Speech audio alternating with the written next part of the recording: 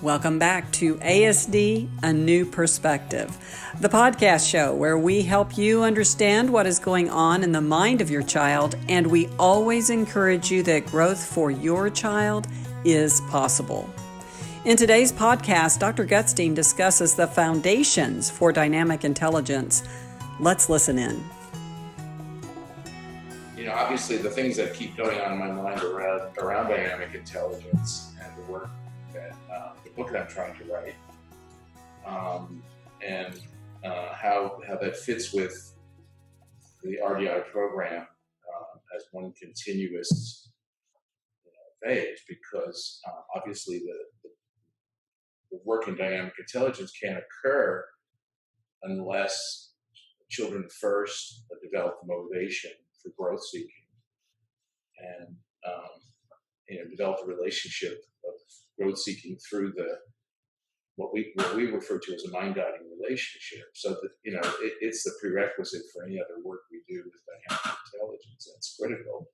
So we don't see this as different as much as an extension of, okay, now that we've developed that motivation and we've developed that power, that strong identification with the mind guides, where do we go next, and how do we proceed? And the focus then is to develop, to sort of shift their attention from the body to the mind. And if you look at what we've done in RDI, we've done a very good job of developing what I call an embodied relationship with the guide, right? In terms of moving together and expressing together and and also a good identification with the guide. But the motivation is really the critical piece, right? And the sense of self is, let's think of the three. Let me say it's three critical pieces. One is the motivation for growth that we awaken. Two is the relationship with the guides, who become the primary vehicle in the child's mind for growth and safe growth. And third, so we've got growth seeking, we've got the relationship, and we have the self. And we have the sense of oneself as having agency, as being able to exert influence in the world, and being able to manage challenging situations, difficult situations, and that I can understand new things, I can benefit from them, I can see patterns, even though it's not, I can learn to see things that are patterned even among more and more and more complex information. So a sense of self-efficacy, a sense of competence, a sense both in my body and my mind, right? So that sense of agency, when it starts to move into the sense of mind. So those three things need to come together, right? The growth seeking, the relationship, and the self. As those things come together, then we see children beginning to be ready to move into building the foundations for dynamic intelligence. And rather than working completely on dynamic intelligence itself, the next step is to understand what some of those foundations are. And a lot of the foundations that we talk about, when we talk about foundations, are things that usually in typical development children are mastering over the course of their second year, sometimes in their third year. Right? Things like representation, learning how to represent, beginning to learn about narrative. Of course, language is a critical component in there, in both of those areas, right? Learning to understand that they can share attention with their guides, not around what's just out there right now, but about the past, about the future, and about things that are imaginative, things that don't really exist. So we extend the concept of joint attention or shared experiencing to things that are not here and now in front of us, right? Of course, that first area of here and now has to be in place first, right? That excitement about wanting to share your discoveries or wanting to understand or make sense of things that are happening around you through the eyes and the understanding of your guide, that has to be in place. But that type of what we call displaced experience sharing is a foundation. Representation is a foundation. And those have to do with things like imagination and pretense. The beginnings of those things are a foundation. Classification is a foundation. The idea that I can organize my experience into different categories, simple categories that make sense, that's another foundation. There are others as well. And then we try to lay those foundations in place. And as we do that, we're starting to shift our emphasis from body or from external world to the mind, right? So from what's out there into what's in here. And that in typical development starts to occur at the end of the second year, beginning of the third year, etc. As what's more interesting to kids is, or equally as interesting, is not just what's happening out there, but what's happening in here. And even to understand what's happening out there, to how do I think about it? Not just what is it? So, 12 months ago, what's that? What's that? What's that? What's that? What's that? Just understanding it. And then what we start to see is, well, do you see it the way I see it? Or do you react to it the way I react to it? In other words, we start to move into mind. And then what's your idea about it?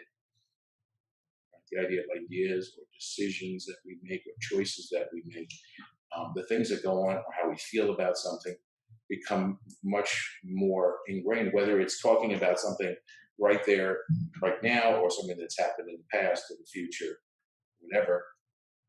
The mind starts to become a more dominant area. Now, the body and what's out there in the world right now doesn't fade away at all. It still remains important, but the mind becomes a new area of emphasis, right?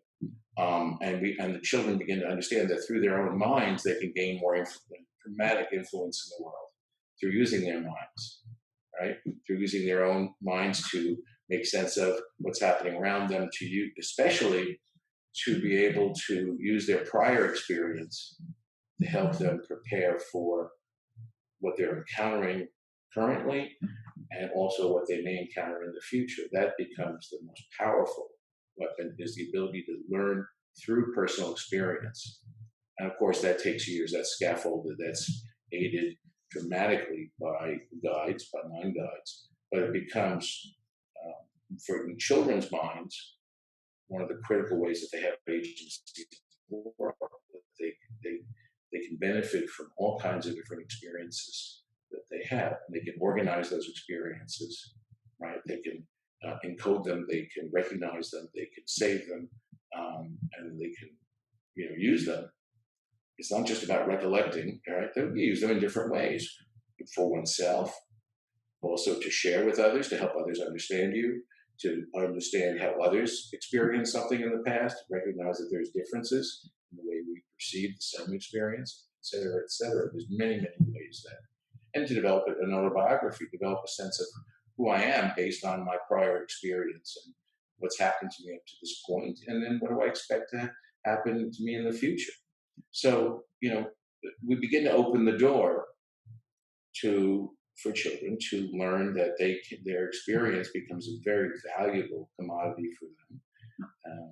That through their mind guide, I use the term mind guide, which is really important, they can learn to use their mind as a very powerful tool, the most powerful tool they have to thrive, to be successful in the world. And through using their mind, they can continue to expand both externally through in new environments and new situations. They can engage with challenges and benefit from that.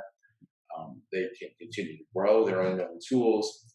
They can deepen relationships with others, so that the mind becomes this operating system that children recognize they have to master, which includes understanding as much as they can others' minds, but using their mind to do that.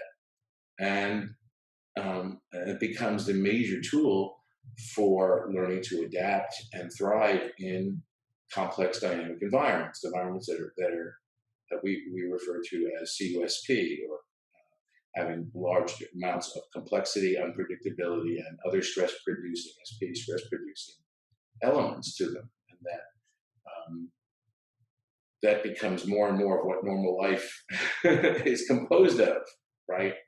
And so they learn that their minds that they can develop those mental tools to thrive in those situations, to learn to continue to grow, right, mentally grow. And of course, as that happens, what we see is the brain develops and grows alongside, because the two are the same, the mind and brain are the same thing, and that the brain is experience dependent in terms of growth. So the neural operating system and the mental operating system are really one thing, and they grow together.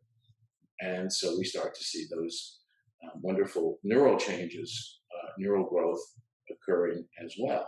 And what we see is there's a couple of different tracks that grow, that develop. One is, if you look at the beginning work that we did in when children move together with their parents or guides, and they swing together, and they in this very embodied way, right? It becomes sort of a non-conscious, right, automatic movement or synchrony, coordination, right? Well, that's preparing. What is that preparing us for? That's preparing us for being online, for being in situations that we're not going to have a time to plan and prepare and reflect, but they're dynamic situations where change is a continual element and things are not completely predictable. But, right, you're learning to sort of improvise. First, very simple ways with your body, to variations and changes, to enjoy them, to improvise them, to understand that you can manage them through your own actions without really, at times when you don't have the time to think through them or take a step back, right? So you're learning that even in the beginning of the RDI program, you're learning that improvisational action, right, which is very, very important. That's one critical important of dynamic intelligence. When you're in the middle of, as I use, like a class 5 rapids, and you can't just stop the action. And conversations are like that. And you can't just say, stop. I have to think every second, and process everything. I have to do a bunch of things. And I can't stop to take a step back, get some distance, think through, what are they saying? What am I saying? What's going on? You just have to continue to adapt, improvise, and also enjoy, right? Because it's not, adapting doesn't really communicate improvisation. Improvisation is something we do because it's exciting. We don't do it just to survive. The idea of having, what I see sometimes when people talk to people with autism in the training programs, they're like teaching you how to cope with a conversation or cope with social situations. Great. Well, basically you're saying, well, those are aversive, but maybe you can survive them. But the whole concept here, and you can see it in RDI when we begin, these children are enjoying those movements. They're enjoying that coordination. You're enjoying adding a little bit of variation and responding to the new things, elements that their guides introduce. And so that's the roots of real improvisation, right? The co-creation, the excitement, right? Within a framework, not knowing that there's a framework there, knowing that rather than rules, there are boundaries, there are roles, right? There are things that keep it from becoming chaotic and not make it, that does make sense. You can continue to see that underlying continuity, but then you can also see the ongoing potential for variation, for excitement, for creation. Thanks, Dr. Gutstein, and thank you for joining us for ASD, A New Perspective, the podcast show where we help you understand what is going on in the mind of your child. And we encourage you that growth for your child is possible. I'm Kat Lee. See you next time.